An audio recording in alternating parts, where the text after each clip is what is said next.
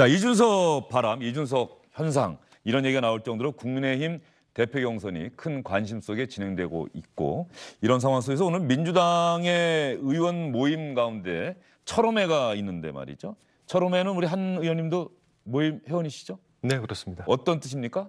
철험회? 처음처럼. 네. 처음처럼. 네, 변하지 말자. 변하지 말자. 네네. 이거는 선수 상관없이 의원들이 갈 때 있습니까? 대부분은 초선입니다. 대부분 네. 초선이고요. 예. 정청래 의원도 회원입니까? 아닙니다. 아닙니까? 네. 예. 자, 그러면 오늘 민주당 안에서 나온 얘기가 있습니다. 우리도 원외 인사들, 초선 의원들이 대표 경선에 도전할 수 있도록 당원 당규를 바꿔야 되지 않겠느냐 이런 요구를 공개적으로 했는데 한번 들어보겠습니다.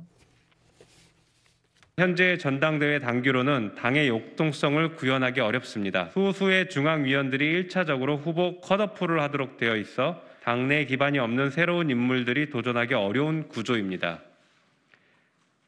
당내 기반 유무가 당 지도부 구성에 결정적인 영향을 미친다면 당은 발전하거나 혁신할 수 없습니다.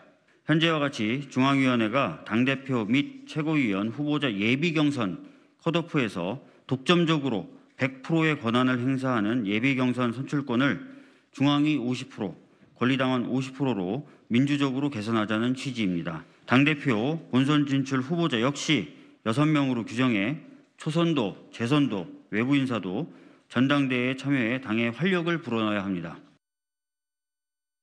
더불어민주당을 혁신하는 혁신 과제로 이 당규를 개정해서 초선도 재선도 또는 원외 인사도 당당하게 당대표에 도전할 수 있는 기회를 좀 폭넓게 가져야 되는 거 아닌가 그런 문제의식에서 이번 당규 개정안을 발의하게 되었습니다.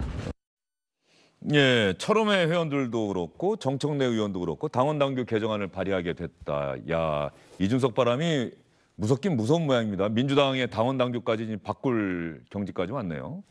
당의 역동성에 대해서 예. 주장을 한 거죠. 정확하게는 이제 철험회를 주축을 한 건 아니고 예. 정청래 의원의 당원 당규 개정안에 대해서 같이 이제 하는 멤버들 중에 이제 철험회가 많이 들어간 건데 당이 지금 현재는 중앙위원들 중심으로만 저희가 경선을 치르도록 돼 있어서 예비 경선은 거기서 다 후보를 그렇죠. 거르죠. 네. 그래서 3명으로 압축을 하는데 이거를 좀 늘리자. 그러니까 이 당원 당규 개정안은 두 가지죠. 첫 번째는 중앙위 50%하고 권리당원 50%.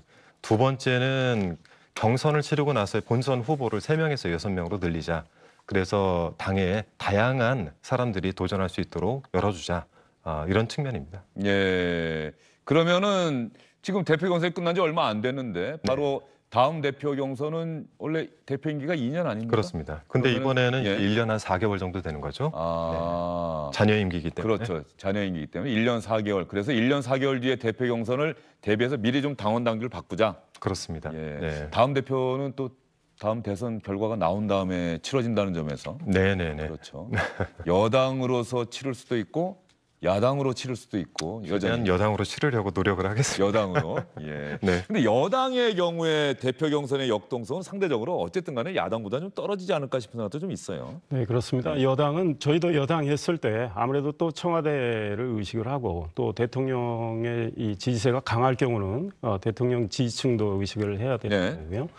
좀 역동성은 상대적으로 떨어지지만 하기 나름이다 이런 생각이 들고 민주당이 이번에 그 당규 개정안 보면서 제가 느낀 건 국민이 빠져 있다 이런 생각이 듭니다. 왜냐하면 지금 국민의힘 대표 경선 1차에서 당원 50%, 일반 국민 여론조사 50%가 반영이 됐는데 예. 민주당의 당규는 지금 예비 경선 1차라고 치면 컷오프를 하는 기준이 그동안에 중앙위원회 대의원이 100% 권한 행사했는데 그걸 반을 권리당원에게 주자는 거 아닙니까?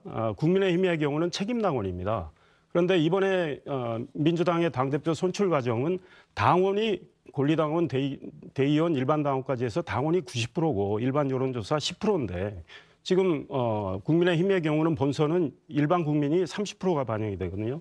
그래서 민주당은 기양하려면 좀 더 과감히 국민도 투표권을 줘야 정말 젊은 분들이 도전할 수 있다.